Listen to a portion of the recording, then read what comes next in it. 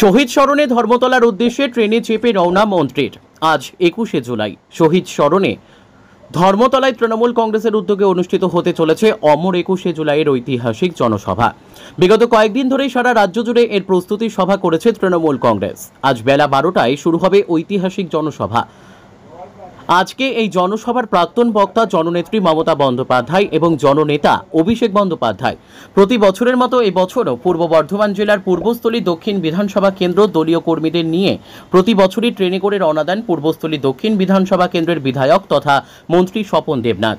এদিন রবিবার সকাল 7:10 নাগাদ নবদ্বীপ স্টেশন থেকে ট্রেনে উঠে কালীনগর, সমুদ্রগড়, নান্দাই, ধাত্রীগ্রাম, কালনাথ প্রতিটা স্টেশন থেকে কর্মী সমর্থকদের ট্রেনে তুলে 21শে জুলাইয়ের সভার উদ্দেশ্যে রওনা দিলেন তিনি।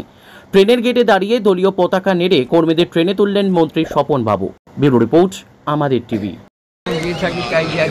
আচ্ছা, কত সংখ্যক যাচ্ছে কর্মী? এই নবদ্বীপ স্টেশনে তো শুধু আমরা আসি, নবদ্বীপে যারা আছেন তারা যান এখানে।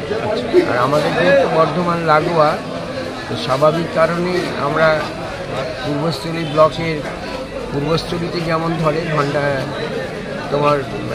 ভান্ডারটিপুরি স্টেশন, বিষ্ণুপ্রিয়া, নবদ্বীপ, কালীনগর, সমুদ্রগড়, ধাত্রীগ্রাম এবং বাগনাপাড়া, শাহবতী, তালনায়কের ওই কাকুলিয়া, বেগপুর, আটঘরে, সিমলন, এরা যেকে টোটো করে নিয়ে আসা হয় কিংবা ট্রাক্টর, ওরা ট্রেন ধরে তারপর যায়। আর আমরা তো এখানে স্টেশন সংলগ্ন যে গ্রামগুলো আছে এখান থেকে ট্রেনেই নবদ্বীপ, সমুদ্রগড়, কালীনগর, সমুদ্রগড় যেমন কালীনগর, নাদাই হল স্টেশনে নাদাই অঞ্চল, তেমনি ধাত্রীগ্রামের হল।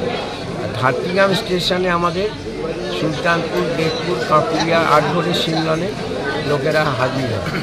আর এখানে শ্রীরামপুর অঞ্চলের লোকেরা নবদ্বীপ স্টেশন, জাহাননগরের বিষ্ণুপ্রিয়া, ভান্ডারটিপুরি, আর শ্রীরামপুরের একটা পোর্শন হচ্ছে বিষ্ণুপ্রিয়াতে, আর তখনই ওখানে পূর্বস্থলী ওখান থেকে আমরা আমাদের এই ব্লক থেকে আমরা 1000 টার্গেট দিয়েছি, আর ওই ব্লক থেকে 1500, মোট 2500 টার্গেট। আর দূরের যারা আছে তাদের বাস করে দেওয়া হয়েছে 16খানা, বাসে তারা যাচ্ছে।